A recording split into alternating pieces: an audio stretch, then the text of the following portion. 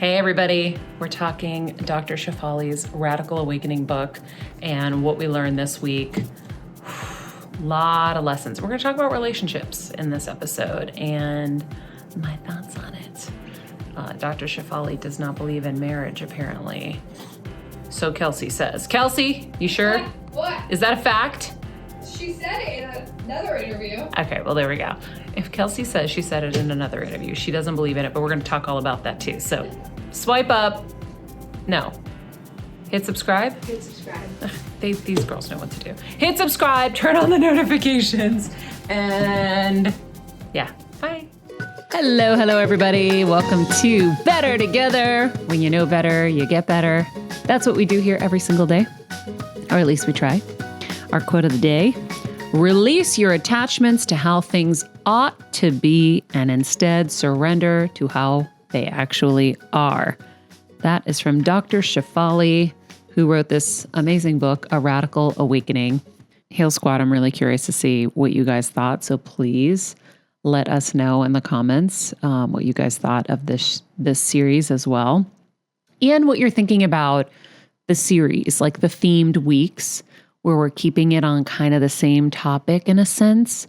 I hope it's making you feel less like juggled up. Like one day we're here, the other day we're, in the whole other extreme of the other side of the world. Like it's like North Pole, South Pole. Oh my God, now we're going the west, the west, the east. Does that make sense? You know what I'm saying. To the Indies, yeah. To the Indies. So let us know what you guys are thinking because we love the feedback.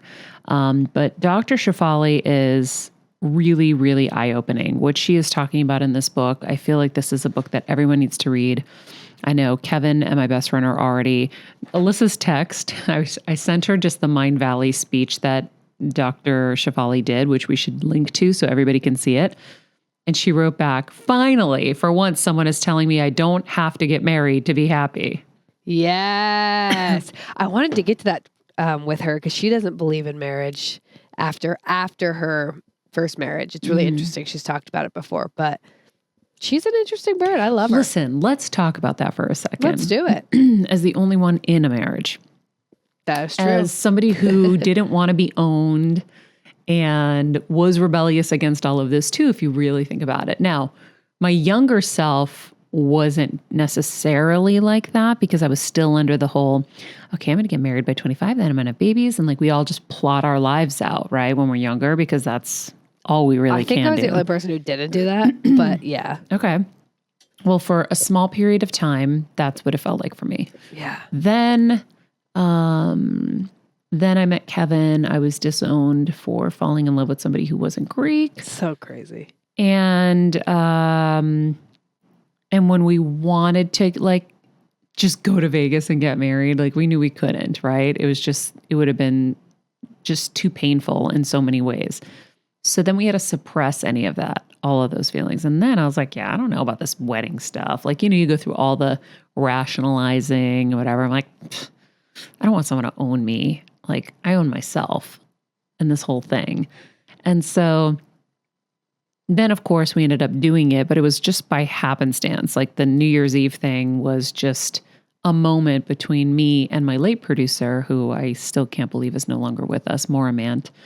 She was like, we're doing a segment. We're going to have somebody, a couple get married, well, unless you want to.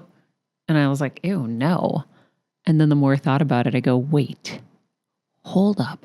We could get married and not have to invite anybody and not have to deal with the bullshit that's attached to weddings because, oh, wow, I actually have been Dr. Shefaliing. I've been Dr. Shefaliing before I got Dr. Shefalied.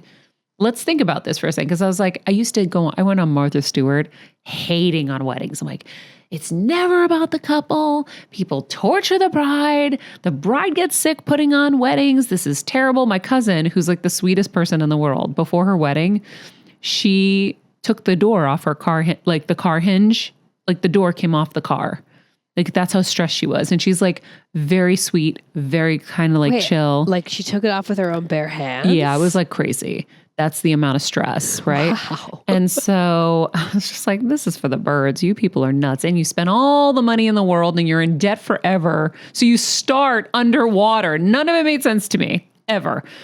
And so when I started to put the pieces together, I go, wait, I can do this and not have to deal with all that stuff. It actually could just be about me and Kevin. All right, yeah, I'm in.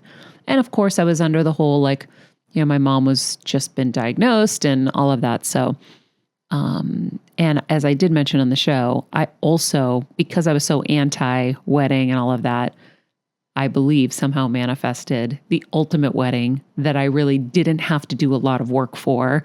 It was a month before. I was like, yeah, next month, let's get married in Greece. Who does that? It's like a destination wedding. And then, oh yeah, just put some lemons on the table. We're just, invite the entire village. Let's just be chill. Like no big deal. And then somehow with, by the grace of the beautiful friends I have that came together, it was even more than I could have ever actually dreamed or planned for. And so that's why I felt like she manifested that SAT thing with her daughter for sure. Oh, I was screaming in the booth. Like we talked about this the other week that I hate the SATs. I hate standardized testing. Yeah. So I was like, yeah, get it. I fully agree. All of a sudden they didn't matter. Mm-hmm. Well, it's the same thing. Like who said, I'm going to say that all the time. Who said that you're supposed to have this elaborate wedding and it's all about pleasing all of your guests, which by the way, 90% of them you don't really give a shit about, right? It's like your parents are forcing you to invite them or whatever. I mean, listen, I didn't do it, but I know. And who said you're supposed to go underwater first of all, when you get married, now you're with somebody every day and there's all these stressors that are going to come your way to test you guys as a couple. And now you already are going from a negative position because you have this like debt that you owe so that you could feed all of these people. Like if I said, hey, Kelsey, I want you to throw a party for all of us, your friends, and I want you to spend $100,000 and I want white linens, roses for centerpieces. I need only the best filet mignon. Like you would tell me I was crazy. But that's really what we're telling you. And like society is telling you that is what you're supposed to do. Yeah. You're supposed to throw this elaborate, expensive party for all of us. I've always been an elope gal. Actually, I've always said I was never going to get married. And if I did, I would elope because I think it's silly. And if someone did give me the money, then I would use it to buy a cool house in Hawaii or go on a vacation. I'm like, no, I'm fully on that team. Right? I think it's insanity. And when it is for everybody else, it goes by so fast. And you just spent $100,000 on a blink that was about everybody else.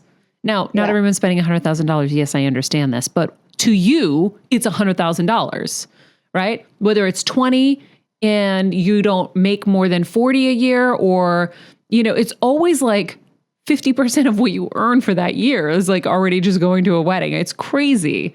So when you talk about marriages, now let's get into that, into a relationship. So she doesn't believe in that. Okay. When they have to write books that men are from Mars and women are from Venus, like I think that's like the beginning, right? Yeah. Uh-huh. We are total opposite creatures that are now forcing each other to be with each other.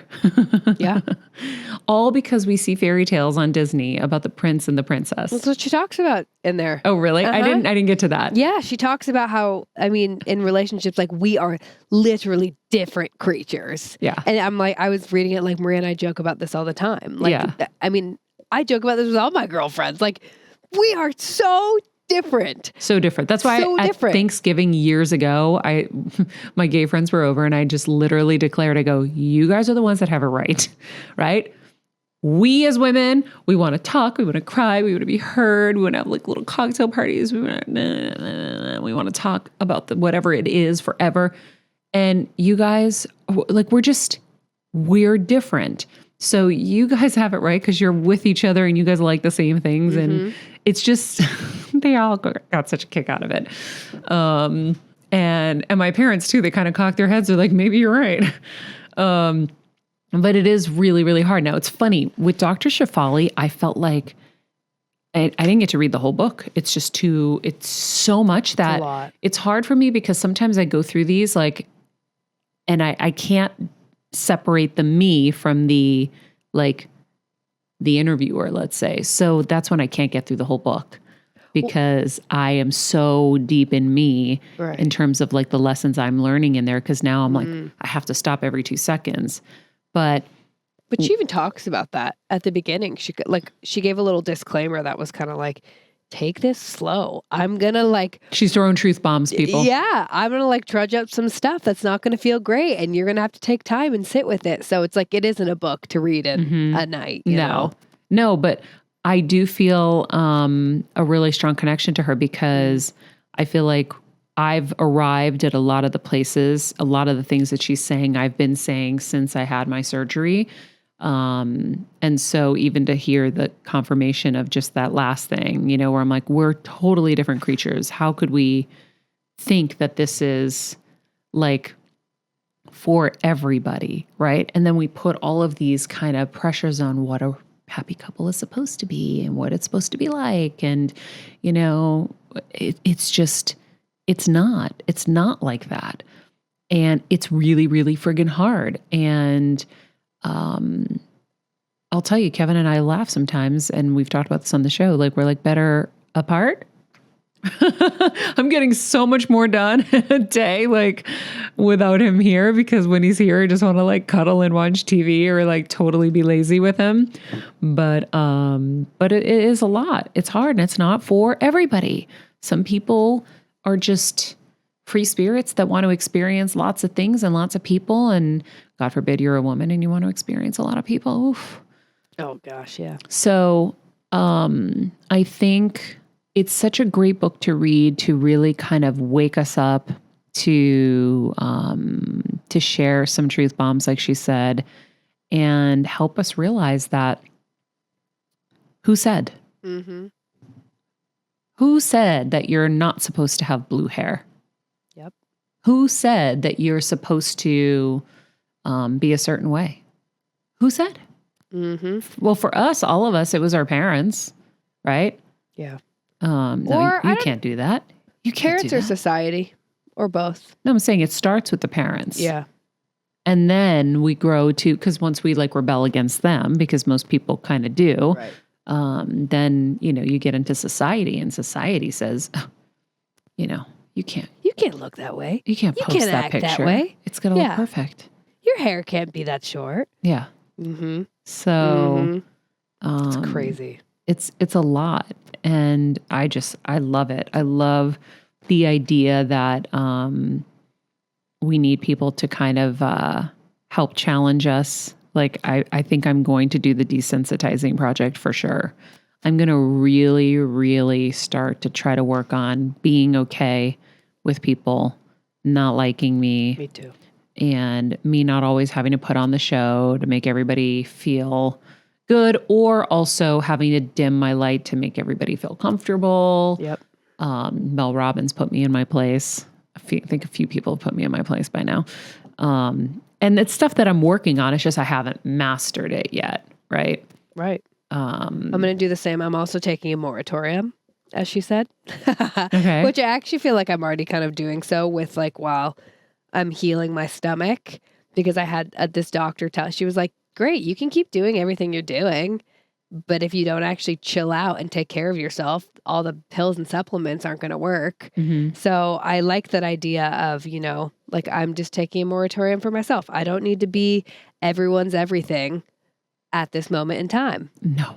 I need to take care of me. Yeah. And if you guys, all my friends, like, if you guys just want to drink and you're not chill with me not being able to, then it is what it is. And that's not the case. But with some people, it might be. I haven't run into that yet. But if it is, like, sorry, I'm taking a moratorium. Yeah. But see, you already feel the guilt. Ever. That's why they haven't even said anything to you, it sounds like. Not necessarily. I actually really don't. I don't feel the guilt. I guess I'm just prefacing that because I'm saying that actually hasn't happened. I don't want to, like, throw anyone under the bus who it hasn't happened.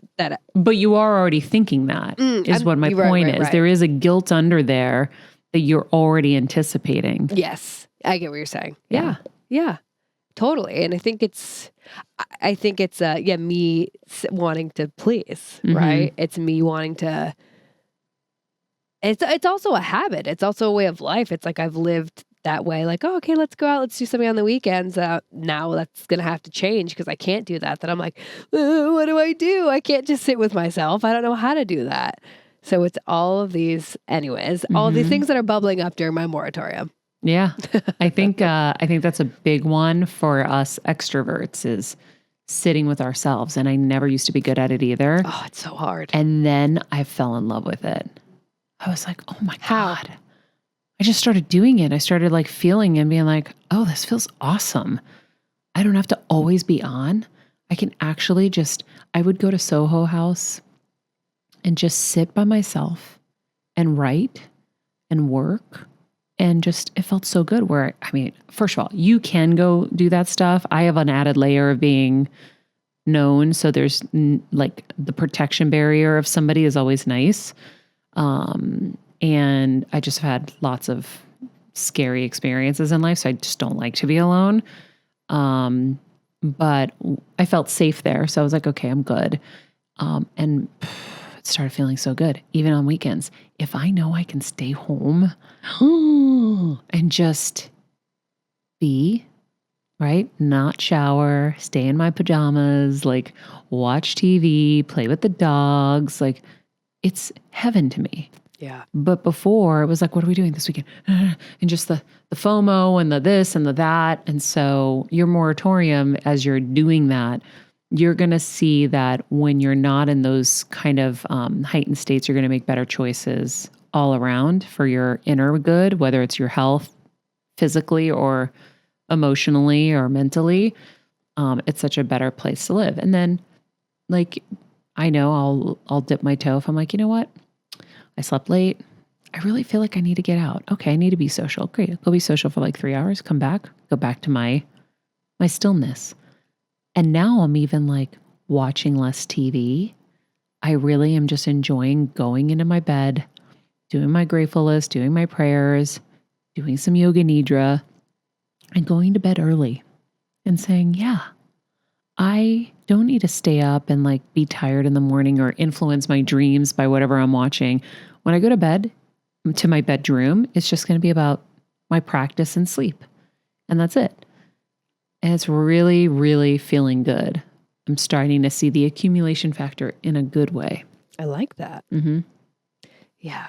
It's tough. Make good choices. Like it's tough. Make good choices. Make good choices. That's why I was always grateful my parents never let me have a TV in my room because I didn't grow up like when I went to my bedroom, it was my bedroom. There was nothing else allowed. So I'm like very grateful for that because I don't have that habit. Like I now, when I go to my bedroom at home, that's what I do. Mm-hmm. I do my whatever it is, but it's not really anything on my phone or TV or this or that. But yeah, I still struggle with being alone and not necessarily being alone. It's just like not having anything to do, not just filling space. But that's the problem. So that's why you need to be alone. Yeah. Because you need to figure out why you don't like being alone. Yeah. What is inside that you're afraid to deal with and face, right? Mm-hmm. That's why you hate Sundays. That's why you like all of that is because there's stuff in there that you have pushed so deep under the bed. You locked it up in some box Yep. and you're like, I don't want to fucking feel that. But by the way, that's normal. That's everybody.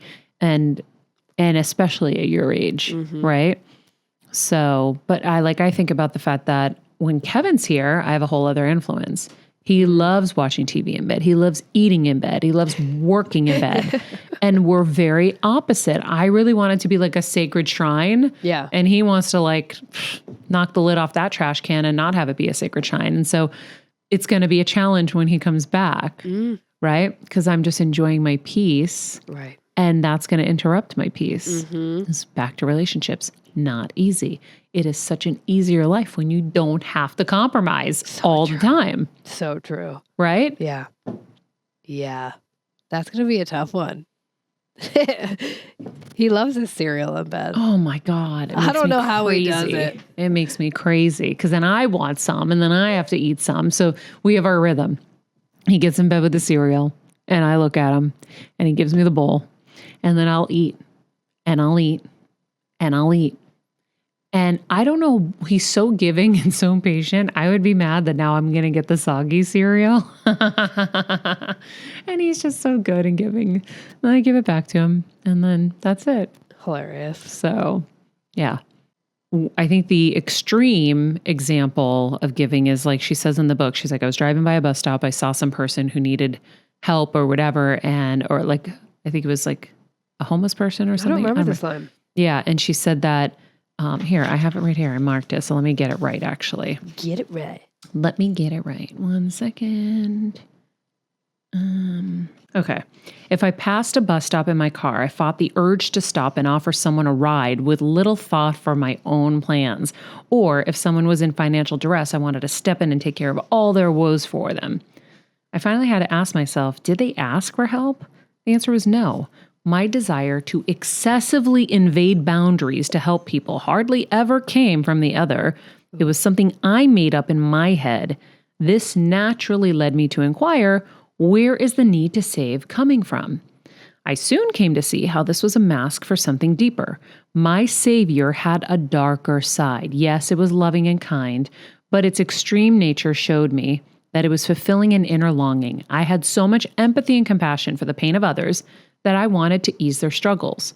On the other hand, I was so uncomfortable with their tears that I was actually trying to save myself from the pain of seeing them suffer. Ooh. And so I think that it's like what I anything in extremes is the point, right? Like I don't want to discourage you, Pooja, from being, kind and compassionate to somebody because you're like, I'm going to just think about myself, right? Because we have enough of that too. Mm-hmm. Yeah. But it's the extremes. It's giving when you have nothing. Mm-hmm. And I don't mean financially, because there's some really cool examples of people who have done really unbelievable things. But it's when your tank is empty and you're dying, and then you feel like you have to be the martyr to help everybody else. It's people that, are really ill and still can't say no and still can't hold any boundaries, and this is just going to make them more ill. It's like, it's the extreme nature of it, right? Yeah. And by the way, when you start to see that, then it's a signal to say, well, why am I like this? And then go back in and do the deeper work. So it doesn't mean that we have to be extreme the other way now and be like, you all are on your own. But it's like what I talked about with Esther Hicks a while ago. It's like when you're we're individuals for a reason. We're not supposed to look externally for, approval, gratification, validation, or for someone to rescue us or save us or any of that. Like, that's why we're individual. We're supposed to look within. It doesn't mean, though, that we don't need a helping hand. It doesn't mean that we don't need a friend to listen or advice or anything like that. It's about building a strong foundation or rebuilding your foundation and finding your authentic voice in everything and living as authentically as you can, and knowing that any extreme is not good. Yeah.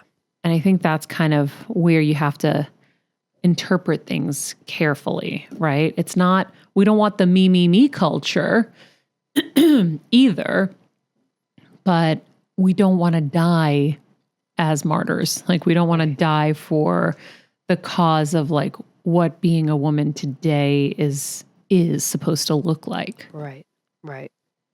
Yeah. That's tough. 'Cause she talks a lot about, like being addicted to being needed.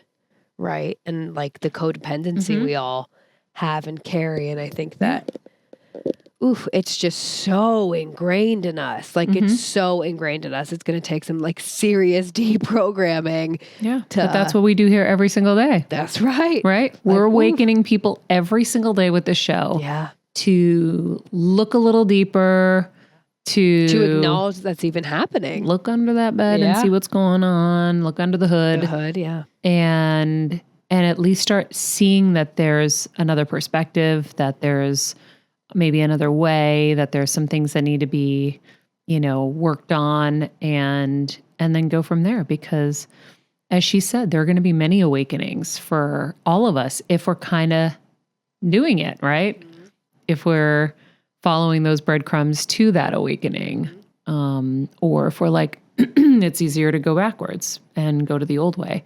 It is easier to follow the norm. It's easier to be the sheep.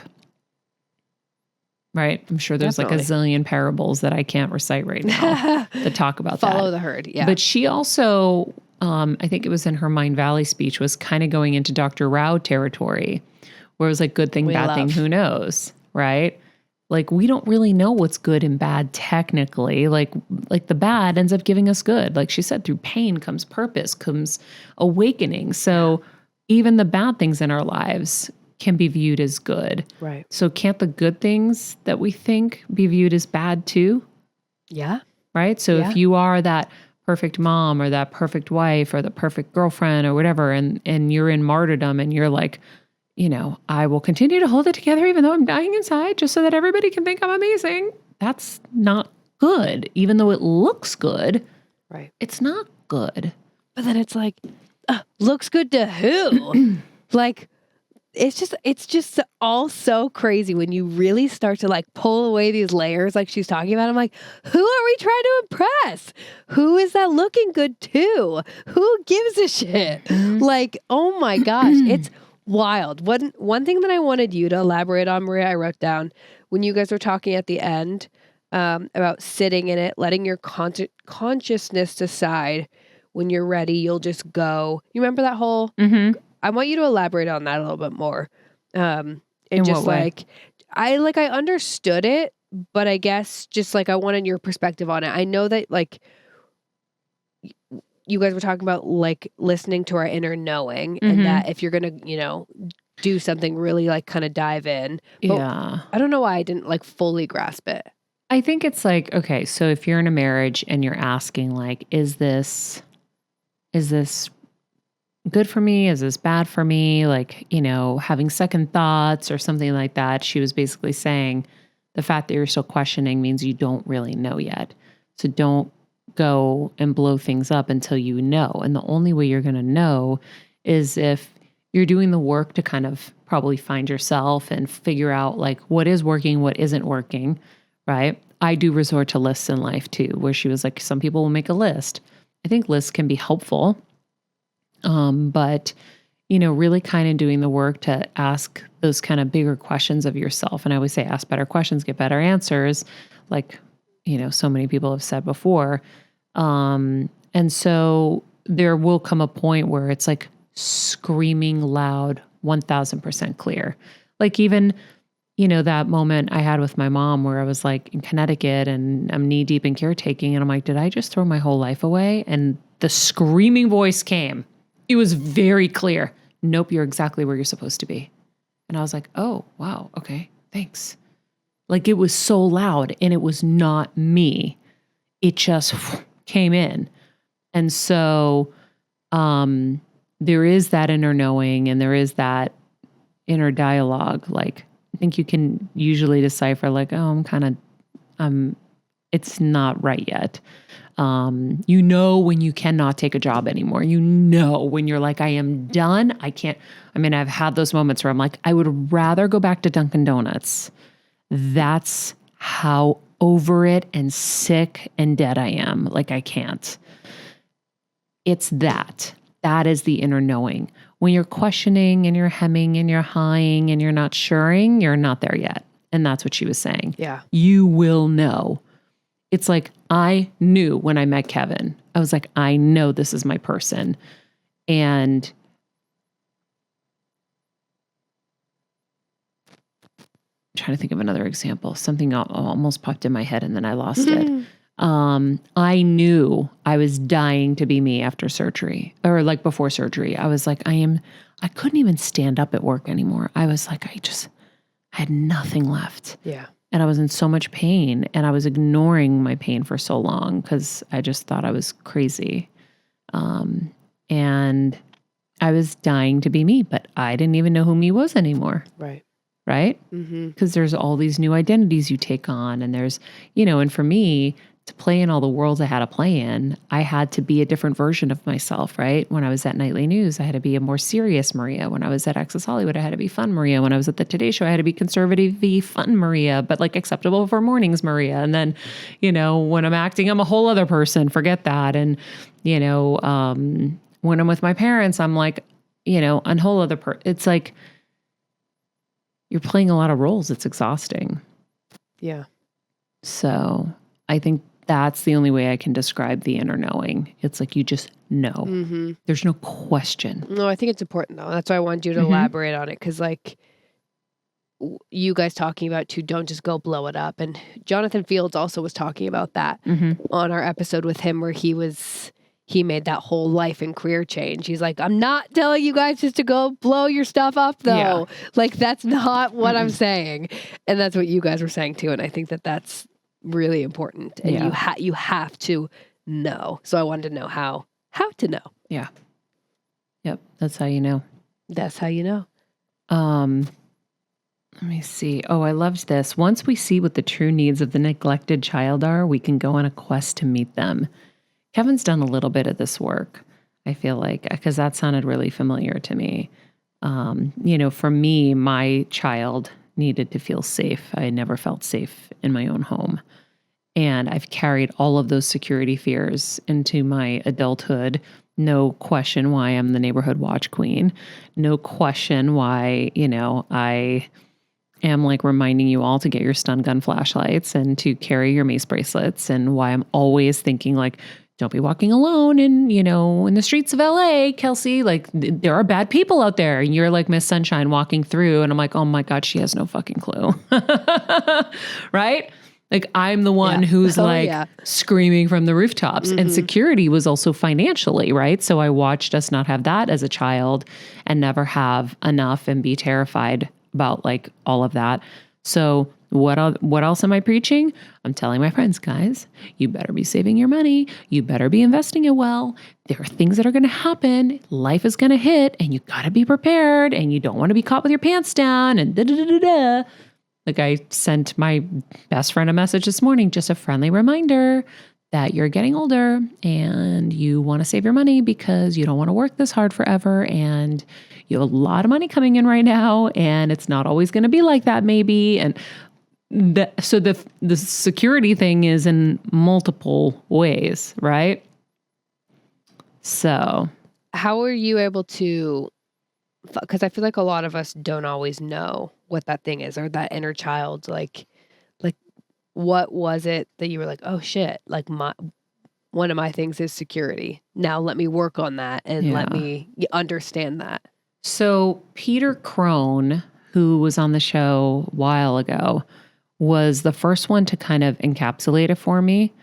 So I had a questionnaire I had to fill out before I worked with him. And it was after an episode we had done. I'm like, I need to know this guy a little bit more. And he was like, your things are all about security. Like he had an accent and I'm not doing it right, but. That's pretty good. And so he's like, you don't feel secure. And I'm like, yeah. And so what does somebody who doesn't feel secure do? First of all, they live in terror. And then on top of it, like I did live in fight or flight. My dad's going to live. Is he going to die today? Like it was like that. There's a lot of fucking deep shit. And so he was the first one to kind of put it into words for me. And then it started to make a lot of sense. And then I think honestly, just recently in the last year working with Brian, really understanding and going deeper into all of it, of just how much it impacted me. And I'm working on all of that because now I see how much it runs my ride, whether it's being terrified wherever I am.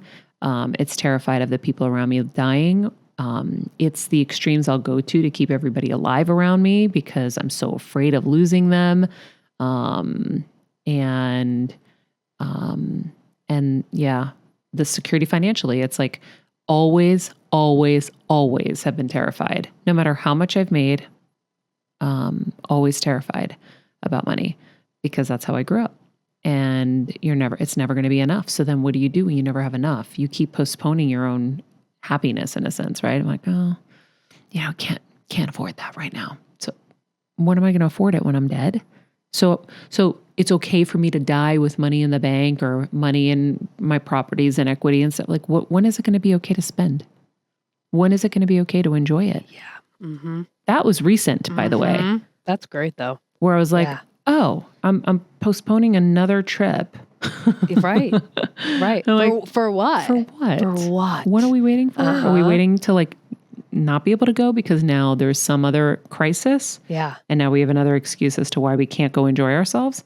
Nope, not going to happen. No, that's such an interesting debate. I've always thought that with the, it's like, and I said this to Kevin because I know he's very much about like work, like hard now, play later. And I'm like, what if I'm dead later? Like, yeah, but you guys are so young. It's different for you guys. Okay. I think. No, I agree. I think that there are some people who are different, who are like, this is my life. I'm going to travel the world. Right. Kind of people where they're like, that's their thing. Yeah. But I do think that when you're younger, again, my thought is you work hard, you make some good choices, like save some money and build your, your reputation, build your kind of body of work, whatever, so that later it is easier. Right. And that later is hopefully what I'm upon right now in a sense, but I'm having to check myself now and be like, okay, no, now we're crossing the line here. That's great though, that you were able to come to that. Yeah. Now, I mean, that's huge. Thank you. Better Together. Exactly. I say all the time, this show saves my life on a daily basis, changes my life, transforms my life, and saves my life. That's me. Same. Yeah. So, I mean, we are opened up to new daily. Yeah. Her talking about, like Dr. Shefali, she's like, wait, which awakening? Yeah. Which one? Oh, and I'm going to have at least a couple more. Yeah. And that's all of us. But how cool. Agreed. I always think it's important for all of you guys to see that even the experts are still working on their stuff. It's not like there's no magic pill where we're going to take and all of a sudden we're going to be better and perfect. It's an ongoing process. And like she said, we're and I talk about this all the time, we're building new muscles. So we have to be patient with ourselves. I'm telling you, I'm high-fiving myself. I'm telling myself I'm loving myself. And I'm having such a better experience in life because I am reconnecting in that way to the human inside of me and giving myself permission to not be perfect and to forgive myself. And it's been really, really cool. So, no one's got it down. Everyone has flaws. Everyone's working on stuff. And it's an ever evolving journey. Mm-hmm. So Amen. there you go. Mic drop. Mic drop. So actually, Winnie's perfect. So, well, not when she farts. What? Good point. Honestly, that's a great point. Her farts are creations. Oh, they're so Kevin actually in a smelly. movie once. Is she farting right now? No, thank God. Kevin in a movie once had a line about how farting is the closest that we are to God because we're creating something. Kevin. Oh my gosh. That was everything because as we all talk about, I'm really like an 11-year-old boy inside of my body. I love farts. I cannot. I love talking about farts. Maria was like, I love you. I think I love you. Yeah, that's it. He's my guy. Okay, guys. Well, listen, thank you for joining us as always. If you're new to the show, this is what we do all the time. We go deep and we try to get better. So I hope you guys will join us in that journey. Click subscribe on YouTube, turn on those notifications, join us. We see a lot of you kind of dip in, but haven't yet subscribed. So don't be afraid. We're nice people. Don't be scared. We're also bad people, but that's okay. Because Dr. Shefali said, we're everything. Yeah. Deepak Chopra said, we're everything. True that. Right? And so anyhow, thank you to everybody who is flooding us with Apple Podcast reviews. Please keep them coming. We are trying to get to 2K by the end of the year. With your help, we will get there. And it really just helps us let people know that the show is a good place to be. So the best place to be. With that, be nice people, make good choices, and be present.